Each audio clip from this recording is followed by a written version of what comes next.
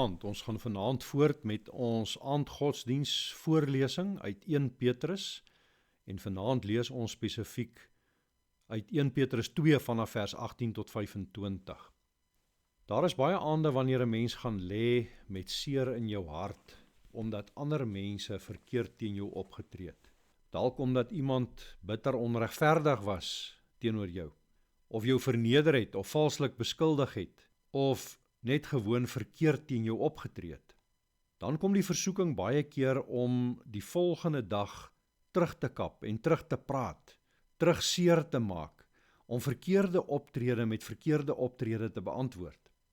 Hier in 1 Petrus 2 roep Petrus die gelowiges op 'n ander pad. Nie omdat onreg teenoor gelowiges reg is nie omdat die Here dit nie raak sien nie, maar sê hy, omdat ons aan Jesus Christus behoort. Nou luister nou wat sê hy in 1 Petrus 2 vers 18 tot 25. Diensknegte, wees julle Here onderdanig met alle vrees, nie alleen aan die wat goed en vriendelik is nie, maar ook aan die wat verkeerd is. Want dit is genade as iemand ter wille van die gewete voor God leed verdra deur onreg te ly. Want watter roem is daar as julle verdra wanneer julle sonde doen en geslaan word, maar as julle verdra wanneer julle goed doen en ly, dit is genade by God. Want hiertoe is julle geroep, omdat Christus ook vir julle gelei het en julle 'n voorbeeld nagelaat het, sodat julle sy voetstappe kan navolg. Hy wat geen sonde gedoen het nie, en in wie se mond geen bedrog gevind is nie, wat toe hy uitgeskel is, nie terug uitgeskel het nie, toe hy gelei het, nie gedreig het nie, maar dit oorgegee het aan hom wat regverdig oordeel, wat self ons sondes in sy liggaam op die kruis uitgedra het, sodat ons die sondes kan afsterwe en vir geregtigheid lewe, deur wie se wonde julle genees is. Want julle was soos dwaalende skape, maar nou het julle teruggekeer na die herder en opsiener van julle siele. Die boodskap van hierdie gedeelte is baie duidelik. Gelowiges mag nie verkeerde optrede teenoor hulle met verdere verkeerde optrede beantwoord nie. As iemand teen my gesondig het, gee dit my nie die reg om ook te sondig nie. As iemand my verkeerd behandel het, mag ek nie bitterheid en dreigemente en harde woorde of vergelding as my wapens kies nie. Petrus wys ons in die rigting van Jesus Christus. Hy wat onreg gelei het, al het hy nie sonde gedoen nie. Wat toe hy uitgeskel is, nie teruggeskel het nie.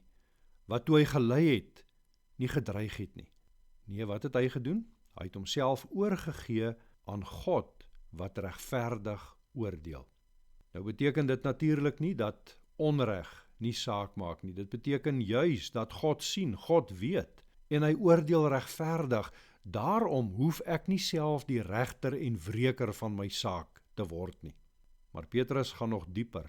Jesus is nie net ons voorbeeld nie, hy is ons verlosser. Hy het ons sondes in sy liggaam aan die kruis gedra, sodat ons vir die sonde kan sterwe en vir die geregtigheid kan lewe. Ja, hy het ons verlos, juis sodat ons nie hoef oor te gee aan bitterheid en vergelding en harde woorde nie. Natuurlik beteken dit nou nie dat 'n gelowige nie grense mag stel aan 'n ander mens se verkeerde optrede teen hom of haar nie, maar dit beteken wel, selfs wanneer ek optree, mag ek nie met sonde antwoord nie. As daar in hierdie dag verkeerd teenoor jou opgetree is, mag jy vanaand jou saak in die hande van die Here los. Hy is die regverdige regter. Hy is die herder, die opsiener van jou siel. Hy is die een wat vir jou geregtigheid sal bewerk. Kom ons bid nou saam. Here Jesus, U weet waar ons seer gemaak is in hierdie dag, waar ons verkeerd behandel is, waar ons onreg aangedoen is. Ons bid dat U ons daarvan sal bewaar om sonde met sonde te beantwoord. Bewaar ons van bitterheid, harde woorde, van vergelding en van sondige selfhandhawing. Here, leer ons om na U seun Jesus Christus te kyk, hy wat onreg gelei het, maar wat nie terug gesondig het nie, hy wat homself oorgegee het aan U, sodat U regverdig kan oordeel. Ons dankie dat Jesus ook ons sondes aan die kruis gedra het, sodat ons vir die sonde kan sterwe en vir die geregtigheid kan lewe.